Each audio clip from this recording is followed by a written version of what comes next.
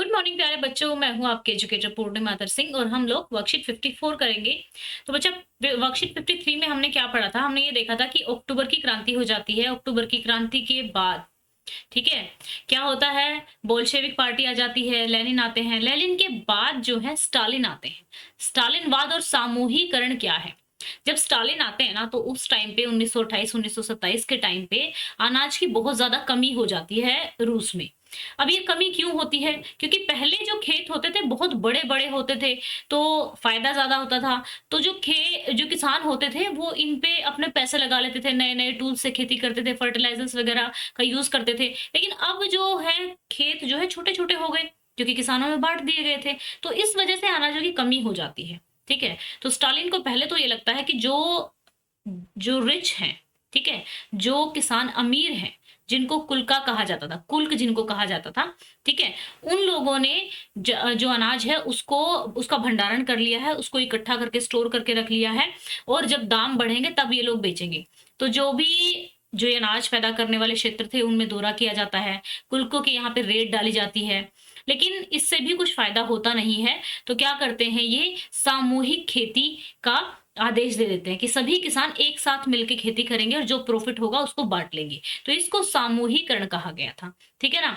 तो सामूहिकरण से भी कोई ज़्यादा फ़ायदा होता नहीं है और इन लोगों ने जो भी क्योंकि अभी भी तो किसानों को अपनी ज़मीन मिली थी, अपनी मर्ज़ी से वो फसल उगा सकते थे। लेकिन फिर से अभी इन लोगों ने सामूहिकरण कर दिया स्टालिन ने, तो जो किसान क्रोधित किसानों ने सरकार का विरोध किया और मवेशियों को नष्ट करना शुरू कर दिया। मवेशी यानी कि जो गाय-भैंस होती है, क्योंकि उनके पास अपनी मर्ज़ी से तो वो चारा उगा नहीं सकते थे, क्योंकि सामूहिक खेती होती थी। तो अकेले डिसाइड नहीं कर सकते थे कि हाँ भाई कौन-सी फसल उगानी है, जो भी गवर्नमेंट आदेश देगी वही उगाएँगे। तो इसलिए उस टाइम पे जो गाय-भैंस थी उनकी संख्या भी बहुत कम हो गई थी। और सरकार ने जो लोग सामूहिकरण का विरोध करते थे उनको कड़ी सज़ा दी जाती थी। कई लोगों को देश से निकाल देते थे। पार्टी के भीतर कई लोगों ने नियोजित अर्थव्यवस्था के तहत औद्योगिक उत्पादन में भ्रम और सामूहिकरण के परिणामों की आलोचना की।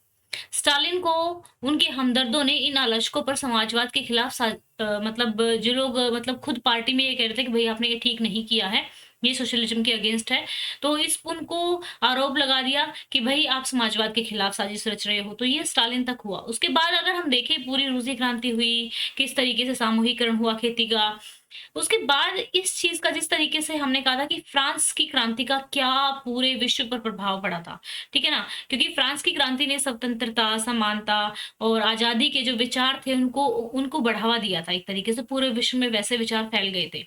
अब रूसी क्रांति के प्रभाव से क्या होता है? तो रूसी क्रांति के एक तो प्रभाव ये था कि जो मेहनतकश थे, ठीक है? जो मज़दूर थे, उनके मन में ये भावना आने लगी थी कि भई हमारे देश में भी ऐसा राज्य जो है बन सकता है।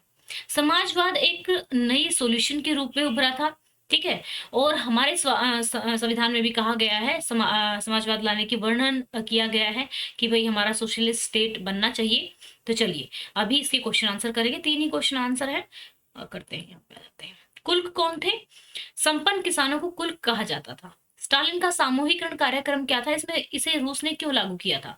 सभी किसानों के सामूहिक खेती करने को सामूहिकरण कार्यक्रम कहा गया। अधिकांश भूमि और उपकरण जो भी टूल है, ट्रैक्टर वगैरह हैं, वो सामूहिक खेती के स्वामित्व में स्थानांतरित कर दिए गए थे। किसान एक साथ काम करते थे और कोलखज कोलखज क्या थे? जो सामूहिक खेत थे, उनके लाभ को साझा कर लेते थे। इससे सोवियत रूस में अनाज की कमी की समस्या को हल करने के लिए लागू किया गया था। रूसी क्रांति के वैश्विक प्रभाव का आपको वर्णन करना है। एक श्रमिक साम्राज्य या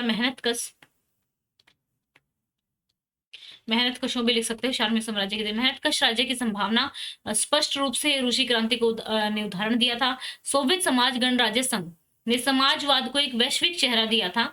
अब समाजवाद एक व्यापक उद्देश्य के रूप में स्थापित हो गया था। मार्क्सवाद, लेनिनवाद, स्टालिनवाद समाजवाद के लिए नए तरीके और तरीकों के साथ रास्ता दिखाया था।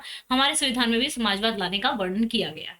ठीक है बच्चों, तो ये हमारी वर्कशीट खत्म होती है एंड अगर आपका इस चैप्टर से कोई भी डाउट है तो इस चैप्टर को हम हिंदी मीडियम वाले आपके चैनल पे जो मैंने आप लोगों की हिंदी मीडियम के लिए बनाया हुआ है जिसका लिंक नीचे डिस्क्रिप्शन में दिया हुआ है, ठीक है, उस वाले चैनल पे इस चैप्टर का भी एक ही पार्ट हुआ है। यहाँ ये कंप्लीट हो चुका है, अनअकैडमी पे भी कंप्लीट हो चुका है। अगर समझ में आ गया तो अनअकैडमी की जो 30 दिसंबर की जो क्लास है वो अटेंड कर लेना, ठीक है? और हिंदी मीडियम पे अभी ये दोबारा से एक बार फिर से कवर करेंगे सो दैट कि आप लोगों को ये अच्छे से समझ में आ जाए। ओके बच्चों, thank you, have a nice day, may God bless you.